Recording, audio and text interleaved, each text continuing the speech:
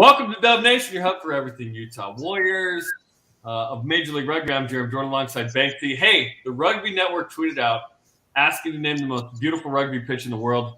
We'll go first. They said Zions Bank Stadium. Hey, we agree, man. Not mad at that decision at all, especially when the mountains are capped with a fresh blanket of white snow like they are right now and like they will be when MLR season kicks off here in 2022. And hey, as they also mentioned, spooky season started early, featuring Paul Mullen at Eagles practice. If this isn't the most prop-forward picture ever, all taped up, looking like Frankenstein's monster, and that's probably just for a little bleeding nose, too. You know, I don't think that there's probably not a head knock or anything going on. He's probably already got his ears taped and just took like a bump to the nose or something and ended up looking like that. All smiles from Big Paulie Mullins. You love to see it. I want to dress up as Paul Mullen for Halloween and walk around my neighborhood and be like, I'm Paul Mullen. They're like, what? You're going to need to put on about 100 pounds to be able to do exactly. that. I'll wear a suit or something. Hey, we're live on the Utah Warriors Facebook, Twitter, and YouTube account. Subscribe to the podcast version of the program on Apple Podcasts, Spotify, and SoundCloud. If you have a comment, fire away. We'll try to get to some of those. Here's the show rundown. Oh, my gosh, we have a lot to talk about. Sometimes I lie and say we do. We actually do today. Okay, Warriors with the Eagles report. Playing the All Blacks Saturday in D.C. What's up? Fourth meeting ever. The 1874 Cup. We'll talk about it. Warriors on the USA Development Squad, the Selects. They're going to rebrand and call them the Falcons in 22. A couple Warriors on there, including our first-round draft pick. Pretty awesome. MLR Coach of the Year, Shawn Pittman, joins the program. It'll be great to talk to Shawn. He's with the Eagles in D.C. getting ready for the All Blacks. Let's go. And select season begins this week. We'll talk about it and some news and notes. A couple of Warriors switching teams. We'll talk about that. But first, hey, get ready for 2022 already, baby. Get your season tickets now if you haven't already and be part of Dub Nation and the best home field advantage in Major League Rugby. Go to warriorsrugby.com or just call. Book them now. Don't wait. You can put it on your credit card. It'll be the perfect stocking stuffer just in time for the holidays. 801-477-7652 or again, warriorsrugby.com. Okay, Warriors on the Eagles report. Let's start with maybe the good news. Round one, USA-Uruguay trying to qualify for the Rugby World Cup in 2023 in France. The Eagles won 19-16 in Glendale. That was great. The bad news, Uruguay came back and won 34-15. They qualify for the World Cup. That was back on October 9th in Montevideo. Quite a trip. Took them a minute to get there right. That was kind of disappointing, to say the least. It could be worse. It could be Canada, who didn't qualify for the World Cup for the first time after losing to Chile. That was disappointing. But good news is the Eagles play a two-match series against Chile next July to try and qualify. Winner gets in. Loser would then play in a four-team tournament for the final spot. So there's still an opportunity. I expect the Eagles to get in the World Cup, but I think we thought it would be take care of business in Montevideo. You know, it was a great start in leg one for the Eagles with a big 3-point win. It was tough. It was hard. It was physical. It was always going to be that. The second leg was really difficult in the matchups of physicalities. Of course, our Warriors on the squad, and a look from Mika Cruze there in action. He scored in both matches and showed out really well and was a great contributor in those matches. But the big key difference for me was in leg two, the physicality of Uruguay and how those scrums matched up. I thought the USA did really well, but then the difference maker was really the mistakes in the crucial moments. The Eagles played well in just about every phase of the game. They were able to move the ball. They were able to apply continued pressure deep inside Uruguay's half, but it was just the mistakes in our own possession, and then Uruguay able to capitalize on mistakes, punishing missed tackles over and over and over again for the Eagles. This is a big play right there. We go back to that video. I think that was the Mika Cruze try right here. This is a big shove from the loose head side. You see he turns up the tight head prop, then the flick over the top, and you see Mika coming on a screamer around the outside. That hair flying. Things were, I mean, we looked really good at that point. That shot to go up 10-0 there, you know, and I believe the conversion was missed on that. So it ended up being down at the half. Uruguay goes on to score at the half, but it was close and they ran away with it in the second half. But like I said, Mika reading the overlap on the gap there. Our Warriors showed out really well. Paul Mullins, I thought, had a great couple of shifts coming in off the reserves, but playing a lot of minutes in both of these games. The difference maker, and we saw it in the European tour against Ireland and against England. The difference in the elite level teams is capitalizing on mistakes and minimizing your own. And I think that's the next step for these Eagles to take. We have the skill. We showed it. We have the ability to run with anyone, but to do it for a full 80 minutes, minimize your mistakes. And then the biggest thing is punishing your opponents when they make a mistake. And Uruguay was able to do that against the USA. And congratulations to them on locking up a World Cup berth. So next July, 2-game series with Chile to try and get into the World Cup. You win that aggregate, you're in. You lose that, you're going for the final spot against the other team. So good luck to the boys. And now Saturday, the U.S. Plays the All Blacks in town in D.C., in town meaning the U.S., the inaugural 1874 Cup. 1874, what's that? Well, that's when the first collegiate, game happened. Rugby happened. McGill and Harvard played. So that's the 1874 Cup. On Sunday, some of the Eagles were honored and recognized at the Washington football team NFL game, including our boy, Michael Baska, which is pretty cool. I know he's in camp. We haven't heard the 23 yet, but hopefully our guy is in the 23 there. How great was it to see Michael out there? He's been featured on the USA Rugby page a couple times in training. I think he's really learning a lot from the experience, and not just learning a lot, but he's the type of player that we saw on the European tour be able to make an impact for this team as well. So I really think they're looking to him as kind of this next generation of Eagle, especially with the way he's played for the Warriors, coming in at 9 and really pushing the other guys ahead of him and fighting for a starting spot. And it'll be interesting because this Eagles squad is not going to have any of the internationals. They have already gone to those teams. And so it's going to be an MLR squad against the All Blacks. So coming off the loss to Uruguay, no internationals. What do we expect against the All Blacks, Banksy? This is the 4th meeting ever. Obviously, New Zealand has won the first 3. Trying to get in the try zone for the first time. I mean, the sort of what does success look like is a question we have to ask ourselves. Well, the question for the USA is the same question everybody asks every time you play New Zealand is, how do you beat the All Blacks? And there's not many teams that do it consistently. And really, Australia, England, Ireland, and South Africa are the only ones that have been able to put any kind of pressure on the All Blacks over the last, it seems like, almost 2 decades. So what does the Eagles' task at hand look like? Well, I think it is putting up a good, tough performance through the first 40 and finding a way across the try line. We've seen really great platform build from the forward pack, and I think we'll talk to Shawn Pittman in a moment because clearly he's had an impact on the game plan there from these forwards. But they've got to try and find a way to break through that All Black defense. And it's good structured play like this from the set piece that I think really gives the Eagles their best shot at crossing the line. We have dynamic backs. Even with just the MLR players here, we have guys that have the skill set to be able to perform at this elite level. But can they do it in the crucial moments, minimize their own mistakes? And the All Blacks don't make many mistakes of their own, but when they do, you have to punish them for it with points on the board. Excited for this one. It's always great to have the All Blacks in the States, which is going to be just amazing. And we're looking forward to hopefully a few Warriors being involved there, waiting for the 23. Maybe we'll just ask Shawn Pittman and he'll tell us. Who knows? Look, there's big things happening, with the win in the Uruguay season. Cam Dolan scored in that game, and he tied with Todd Clever for most wins as captain of the Eagles. There's leadership there. So don't think this is just going to be a walkover. I expect at least 40 or 60 good minutes of rugby before this thing starts to run away.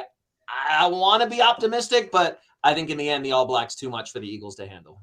Yeah, a good showing is, quantified perhaps differently, especially without the full squad and whatnot. Look, don't discredit it. This could be a really great rugby game, and we could be surprised. Obviously, the All Blacks not sending all the stars out there. I want to be optimistic with this. It's rugby. There's always a chance. Never say never, Yeah. But having grown up in New Zealand and watched the All Blacks since, I was a teenager, having gone to school with guys that played on the team, it's a different mindset and a different culture. And we're getting so much better here in America. I don't know if we're there yet. It's up to the guys on game day to prove us all wrong and to give us that spark. Maybe it can be, in the lead up to the Olympics, Nigeria beat the U.S. in basketball. Maybe one day We just hit 23s, if you will, because that's what it took for Nigeria to win. All of a sudden, Will McGee's banging, penalty goals from midfield for a bunch of players. Who knows? When you have the leadership quality of somebody like Cam Dolan with the captain's armband, when you have guys that can, like, DeHaas and Mika playing on the outside, who's playing incredible ball, I'm never going to say never, because I believe in what these Eagles can do and what they're building. It's always daunting when you face the men in black, when you're standing there on the field, the Haka's in front of you, the stadium's full of fans. They played well at Twickenham and rose to the moment and gave England a scare. They played well in Ireland. Now it's time to do it here on home soil and show these top tier nations that you can't sleep on the USA anymore. This is not a gimme match. This won't be an easy game by any stretch of the imagination. And I really hope we see the best out of these guys and they rise to the occasion. And that's all you can ask for, right? I was talking to my daughter this week about a karate tournament. It was like, just do your best. You don't have to win the tournament. Maybe you are the best, but maybe you're not. Just do your best. All good. Show up.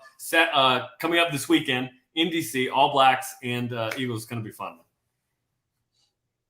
Can't wait for it. And make sure you secure your seats for the Warriors Selects. I can't believe we're talking about rugby's back. Yeah, the baby. Schedule is on this weekend. The Utah Selects are in Colorado at Infinity Park, taking on the newly minted American Raptors and their new look team and kit. So we'll get the first taste of what these Utah Selects have been able to do with head coach Ali Khalifi in camp. And then back home versus Rugby ATL 404. That's their pathway program. The All Marines team coming to Zions Bank Stadium. And then the third match against Legacy Rugby Academy on November 20th. So make sure you go to warriorsrugby.com and get ready. We're talking fall rugby just in time for the holidays. It's like a little pre-Christmas gift for us with the select season coming to Zions Bank Stadium.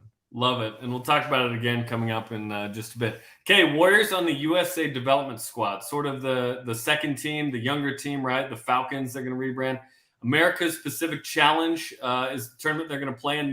29 players named, all but 6 are 23 and under, so it's a very young group. 3 Utah Warriors named. 4 of the draft picks were involved, including the Utah Warriors draft pick, Joseph Backey, awesome. 2020 draft pick for the Warriors, Elijah Hayes will be on it as well. He's been in the USA Pathways Academy 9-week high-performance camp, so he's in incredible shape, you'd think. And then Captain Bailey Wilson makes the squad, and they're going to play Argentina, Brazil, and Chile between October 22nd and 30th. So that's coming up this week, right? Awesome to see these guys get this chance, including the youngest captain in Major League Rugby.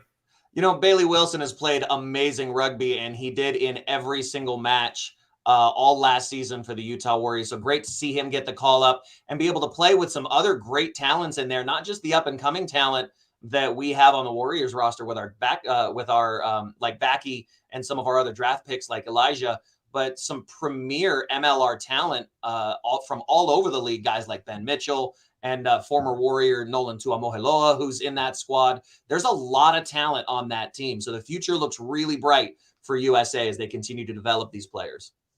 Okay, let's bring in the head coach of the Utah Warriors, the Major League Rugby Coach of the Year, a man who just crushed it. Interim tag place late in the preseason last year. His name is Shawn Pittman, and we get to talk to Shawn for the first time since winning MLR Coach of the Year. He's live from D.C., getting ready to face the All Blacks, as we mentioned. Shawn, how you doing, man? And congratulations on what was an amazing 2021 season and winning Coach of the Year. Oh, thank you, guys. Gosh, it's great to be back on here, to be completely honest. And I'm looking forward to getting back to Utah and getting on with the season. So how's that passport looking? Because you've been, I feel like, all over the world. How many stamps have you been able to add? I mean, Newfoundland, Montevideo, Uruguay. You've been all over from coast to coast playing with the MLR this season. How's the jet lag treating you, Coach? Actually, the great thing is I don't get jet lagged very much. So traveling's it's kind of been the way of life for the last, 12 years. So it just kind of got to get on with it. So everything's good. Yeah, we've traveled a bit this season. We traveled with the USA quite a bit. I'm looking, like I said, I'm looking forward to getting back to Utah and just hanging out with the family and really getting after the season. The interim tag was taken off. You're the head man. You won Coach of the Year. Obviously got to the playoffs. It was a banner year. Now you're with the U.S. what's the past couple months been like? Listen, most of the coaches are like, all right, season ends, I get a break. You got no break. You just like jumped right into it with the U.S. Yeah, you know what? It was really good. I think it was nice to be able to get back with the staff, the USA staff, and it was really an honor for them to reinvite me back. And you know, I always look forward to working with the crew, especially the boys, and getting a chance to work with the guys that are, you know, not just with Utah, that are with other MLR teams. You know, and so it's been really, really good. And the break, you know, a break's a break. I mean, you know, a couple of weeks, couple of days, you know, it is what it is. And in our, you know, our current, or in the coaching life of an American coach in the U.S. Look, we'll make a call and get you a long weekend when you get back, so you can be with the family, and then back to work. All right, Coach? Yeah. Talk to Brandon about that. Yeah. You're still going to get texts. You're going to have to block him if you want any kind of rest. Yeah. Let's talk about this turn now. Let's talk about this turn with the national team and what happened in the 2 games versus Uruguay. I was really curious to see physically how this Eagles team was going to match up with Uruguay, who are typically a lot like Argentina, really good from the set piece, really strong in the forward pack, and that's kind of how they build. A similar pattern to how you've built not only the Warriors, but from the style of play, it looks like the way you guys are going with the Eagles as well. Yeah, you know, I think over the 2 matches, I think we did a phenomenal job in the first half of that first match. I think that we played probably our best rugby over that 2-game series. And you can see from a lot of the clips that are going to be shown, like, you know, we scored some good tries, and but I think in the second half we just kind of let them come back in, and they got their you know, we always knew it was going to be tough going to Uruguay, and it was very, very tough. They provided a very good atmosphere, and it was just a passionate event and a passionate day for Uruguay. So, you know, and they did a good job of bringing us down there and making us travel quite a bit, and you know, just making it difficult. It's a difficult environment. It's one of the tougher ones I think we've played in overall around the world. What was difficult about it?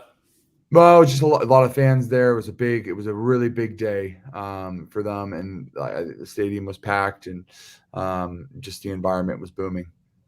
So it was a ton of passion behind that event, and I think they did a really good job of setting it up. Talk about our Warriors. Obviously, Mika playing incredibly well, scoring in both games. Was a contributor all over the field and kind of showed himself to be a bit of a menace as almost like a sweeper covering on defense, and he filled a lot of gaps. And then Paul coming in and making incredible contributions off the bench where he'd been used to a starting role, you know, having that physicality, and then having Michael Baska as well in camp. How is it having some of your boys there to kind of, you know, make you feel a little bit more at home, and then seeing them contribute at the highest level as well? Yeah, it's awesome, and you know, we even got another one, you know, this week with Chad Goff coming in. So it's been really nice having them around, and you know, it's just people that you know, so you just chat to them, see how they're doing, catch up quickly, and things like that. So it's nice having some solid, you know, people that you're always consistently around throughout the year, you know, with you and through these little camps and stuff like that. Well, you got a shout out in the comments section right now, Coach, from Mr. Michael Baska himself. Says, thanks, fellas. Go Warriors. Wait, is he in a hotel room like down the hall? Is he? Yeah, I think he is actually. It's probably like 4 rooms down. Yeah. Do you have like adjoining rooms? Is he listening through the wall right now? No. That's funny. Yeah. And Shawn, I assume that because Mikey Teo had a baby, that he's kind of just taking the summer off from international duty, right? Yeah. So you know, he's kind of just taking it off, and he's been with the family, which I think has been really good for him. You know, and I think he's really looking forward to getting some rugby going again back when the season starts. So it's good for him to spend some quality time with his family. And you guys got some great local recognition here in Utah with the team getting to go meet with Governor Cox and getting an official letter of recommendation, not just for your obvious, you know, accomplishments as coach of the year, but for what the team has been able to do for the community and raising the profile. How was that for the team being able to kind of get that acknowledgement from outside the rugby world? Because I feel like sometimes, especially with rugby, it's a very closed kind of circle, and that exposure outside of the sphere of normal influence has got to be a good sign for what's to come. I think it just shows that rugby's growing in not only in our state, but every state as well. We got a shout out here with USA Rugby as well, but getting to meet Governor Cox, like that's pretty special. Like not many, teams get the chance to do that. And still being one of the, a massively quick growing sport in the US, like that's a huge honor. And the event was really special. It was nice. It was good to see some of the players that I haven't seen since the end of the season. Chat to them. Mikey was there, and that's the cool thing is like the awards that we got from the MLR were great, but like those awards are very much it's tough to say, but those awards are very much like a team award. Like we went well because everybody went well. So I think it's something that we very much have to acknowledge, and Governor Cox giving us that letter was important, and I think it was really important for a lot of our players that were there that day. And follow up to that, the Eagles got a shout out. Was it on the floor of Congress or the Senate? Yes. Yeah. It was lead up to the match. Did you see this? That's got to be a fantastic feeling as you guys are in camp and getting ready for the match. Yeah, massively. I think they brought light to the game that was here.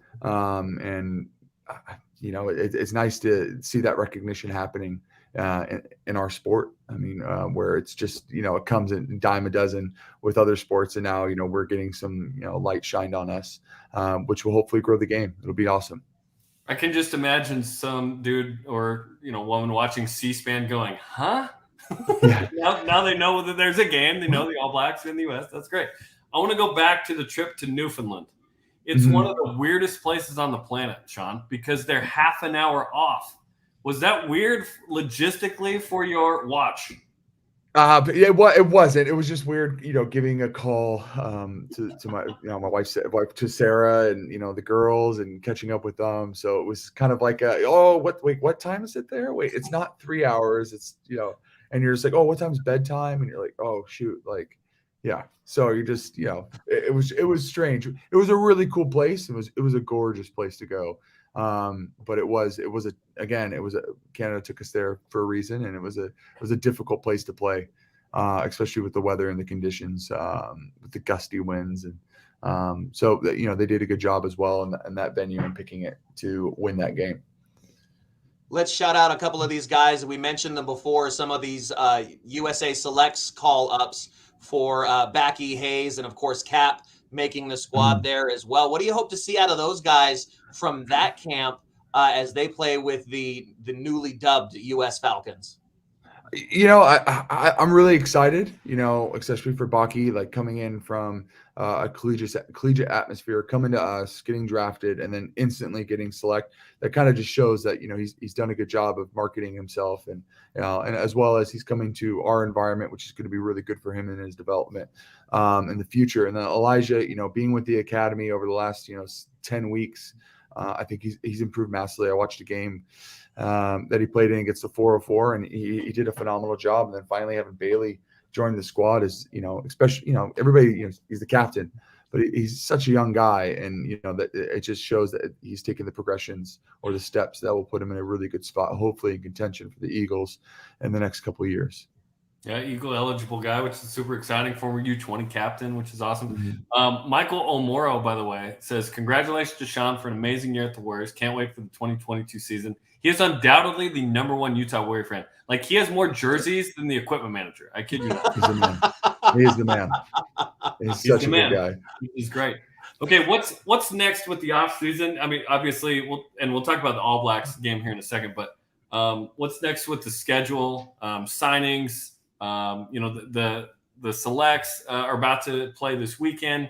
It's still busy. Like, off season isn't a thing, right?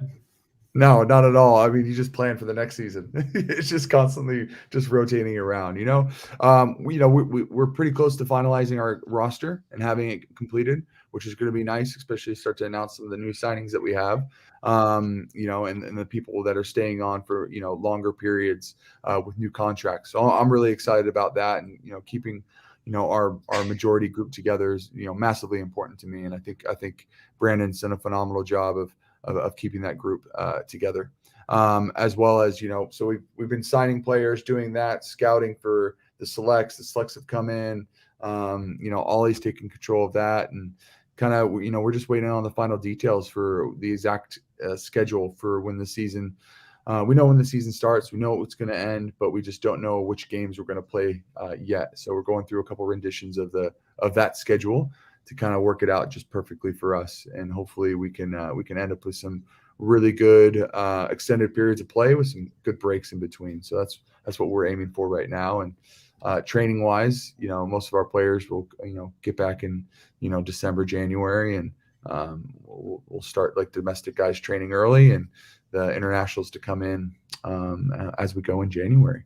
So it'll be really good. I'm excited about it, and I think Shawn, Matt, and myself, we've been working hard on planning and just kind of figuring out the final details of what we want to try to achieve this year. So let's just say theoretically, Coach, I can give you a magic wand, and I'm going to exclude the obvious here with the holes at the second row. Obviously, Matt Jensen retiring, Saya Uhila not getting any younger, and the departure of Aston Fortine. We know there's a big hole to fill in the second row, but you've got a magic wand and you can sign a player to any position. What would your dream signing be to add to the Warriors for a 2021 season? Position, oh gosh, or if you've got a player in mind that you want to throw out there. Again, this is a dream scenario. Let your imagination run wild with it. Well, I mean, if you're gonna, we're in need of a lock. So I would say, like, if we're gonna go down that route, even like the all black Brody Retallick would be a pretty good signing. He spent some time in Japan. It's not out of the question.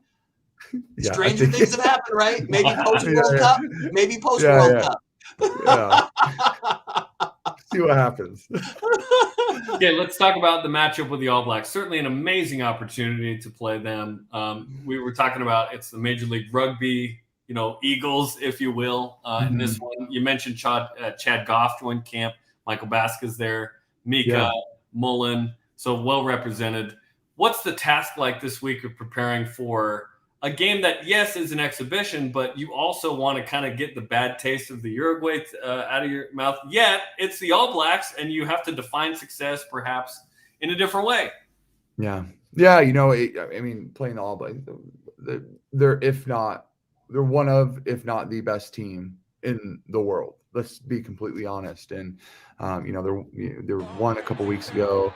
They're two now, but like let's be honest, they're one of the most skillful teams in the world.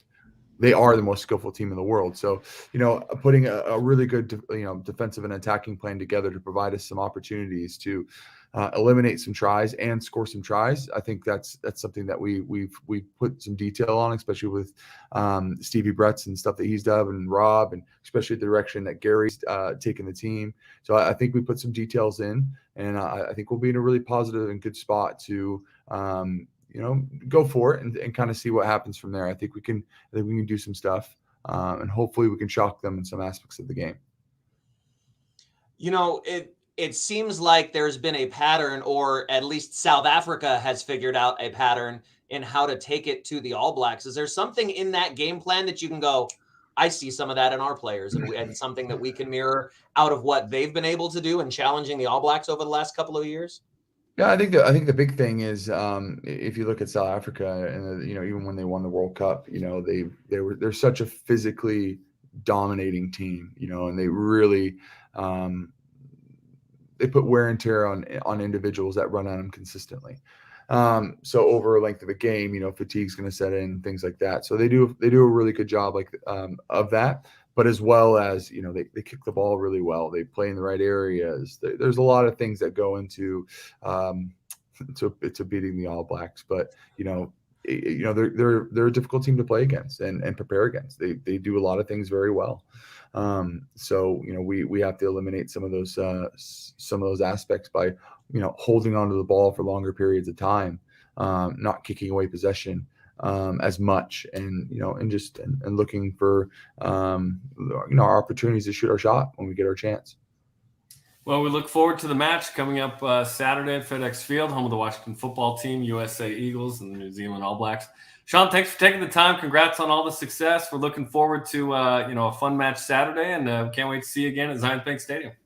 Yeah, I'm looking forward to this weekend, and I'm very much looking forward to our first home game in Zions Bank Stadium. It'll be amazing. Let's go Eagles, baby. Okay, let's get it done. Thanks, Shawn. We appreciate it, man. No worries. Thank you, guys. Okay, that's Shawn Pittman, the MLR Coach of the Year, the head coach of the Warriors. We don't have to say interim now as of August. So, but what an opportunity, Banksy. That Shawn, yes, he's been an Eagle. He's been in World Cups, but to play the All Blacks is really special no matter when you get to do it.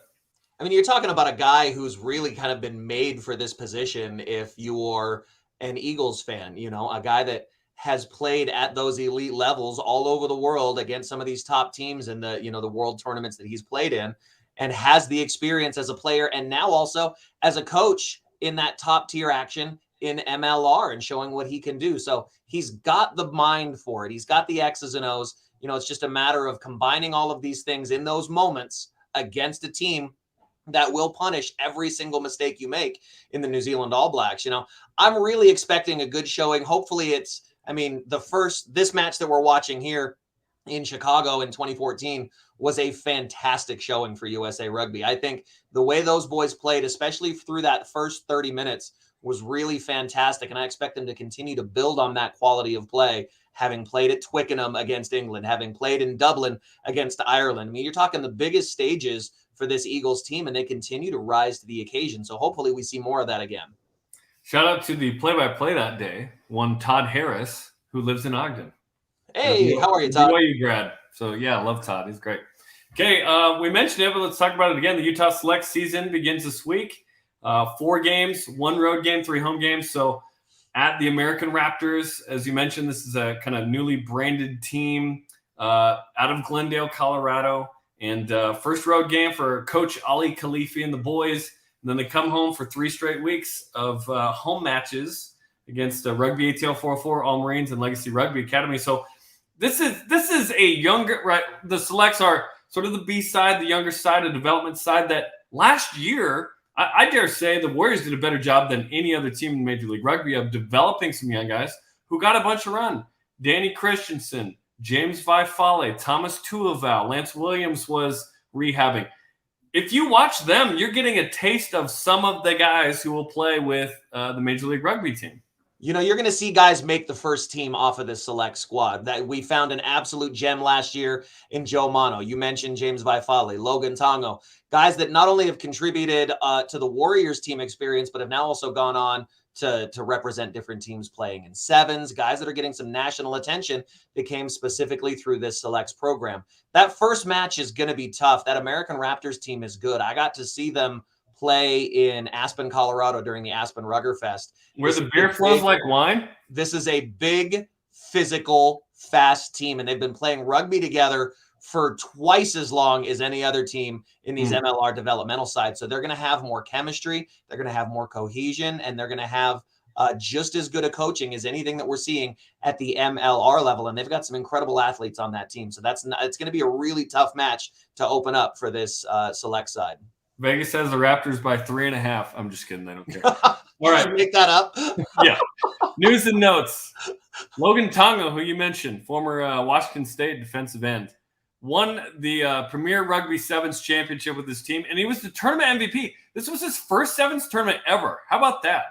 You're talking about a guy that has all of the physical attributes to be a superstar in not just Major League Rugby, but around the world. And he was surrounded on that team by some incredible talent and some great rugby minds. So it's great to see him not only run out with that team and get that experience, but to shine and really showcase what he was able to do. He got his first cap last year, showed in a couple of great matches, but to be able to get those minutes and to be able to showcase what he's really capable of, really proud of what he's been able to do in the rugby player that he's becoming.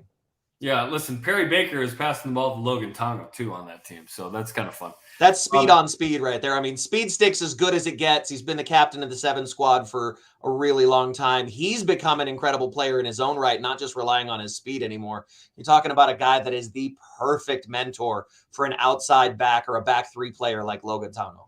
You said Speed Sticks. I was wondering if that was a sponsorship element that was new to me. Did you not? So Perry Baker's nickname is Speed Stick. Right. Because he's tall, he's thin, and he's, I thought we got a sponsor for the show finally. Gillette or something? I don't know. Another news and notes. More. Fraser Hurst, 2-year contract's up. He's moving on from the Warriors. He had one of the tries of the year, against Toronto as a Canadian. That was pretty fun to watch. We wish him the best of luck. He was a great contributor to this team. He played some fantastic minutes, a tough, gritty player that really played well in that number 9 position, and hope nothing but the best for that guy. He's the kind of guy that I'm going to follow for the rest of his career wherever he goes, and I'll be a fan. Amen. Alex Tucci signs with the Dallas Jackals, so he's going to join that squad. He did play for a college in Texas, a little bit of college football, so kind of returns to the Lone Star State. I'm excited to see Alex in action on the other side. Wish he was a Warrior, but it'll be fun to see Alex. When the Dallas Jackals signed him and made the announcement, they made the announcement as Utah Warriors fan favorite Alex Tucci signs with the Dallas Jackals. That's the kind of impact that a player like Alex has, not just with his physicality, but with his character, with his personality, the way he is in the locker room. That's a great signing for the Dallas Jackals, and Slim Tucci getting her done in MLR, and always going to be a fan of that guy. Proud of him. Our social media team's like, hey, who's the next guy to replace Alex Tucci? They got to figure that out. Okay, NOLA Gold signs Carlos Spencer as an assistant coach to Nate Osborne, the former All Black great and Auckland Blues coach. I was lucky enough to be able to see Carlos play in his prime at Eden Park when I was a kid. Nice. He is a legend of the game without any reservation or hesitation. This is a great look for not just NOLA, but for Major League Rugby as a whole. When you have that kind of IQ, when you talk about guys like Rob Shaw, Ma'anonu getting involved in Los Angeles, when you talk about Tendai getting involved in DC, and now we see Carlos Spencer getting involved in NOLA. Great rugby players and great rugby minds contributing to the sport here in America. You absolutely have to be excited to see somebody like Carlos Spencer getting involved. King Carlos, they're calling him, Let's go. Okay, World Rugby approves the use of leggings or tights at all levels. What do you think of this? I, as a forward, I like it and I hate it, because if I'm playing on grass, I'm not wearing tights. I absolutely refuse. It's a hindrance. There's no reason to be wearing tights on grass. The only time I could see this being okay, and the only time I've ever worn them, is when you're playing on turf, especially the 2 times that it's bitten me the worst. We're playing in Colorado on the second field when we played in a playoff game with Park City Haggis against Denver. That field tore up my elbows, my knees. I got skin infections that refused to go away. It was like 4 doctor's trips to try and get rid of the infections in my skin from playing on the dirty turf. So I like it for that reason, but it also makes it a little bit more difficult to tackle. It makes it a little bit more difficult to bind when you're in a scrum. So it's a good thing with an asterisk.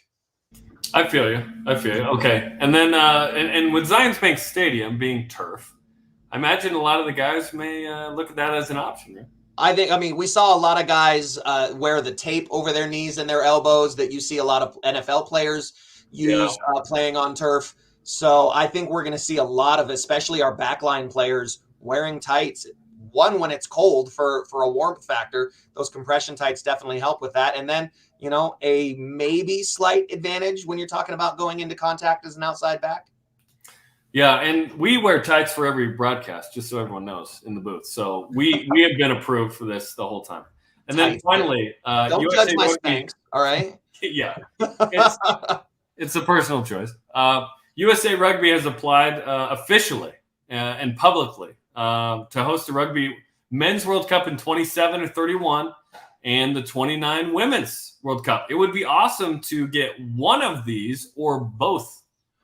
I think there's a real chance that the USA could come away with both of these. The U.S. women's team and program play at the elite level, both at 7s and 15s, one of the top teams in the women's programs globally. So the Women's World Cup, to be able to host that here, would be massive, and it would be great exposure for the game because it would be played in cities all over the country. For the men, that would be the biggest get since maybe hosting the Olympics here in 2002 or Atlanta. It is that big a global event. Only the Olympics and the Soccer World Cup outview the Rugby World Cup in terms of global viewership. That's how big an event it is. And it would be huge for the USA to be able to host an event of that magnitude. That'd be awesome. Can we go back to that picture? Because our boy Paul Lasike, former Utah Warrior, just kind of in the back, just hanging there. Hey, Paul. Just looking tough, doing what he does. Looking jacked. Probably going to go play the ukulele or ride his motorcycle, you know. Love Paul. He's the best. I've never seen such a physically scary human being be so nice a person in real life. Oh, seriously. He's one of the greatest. Kind of getting to know him his freshman year at BYU all the way up to kind of what he's doing now in the premiership. Wait, hang on. Let me check my watch. Okay, that was 30 seconds into the mention of Paul Lasike that you dropped the BYU plug. I waited 30 seconds. I think that's a new record. Usually you lead with that. So I'm glad you waited until the end there, Jarom. I'll mention Threaten Palamo just so the Utes are satisfied. There you go.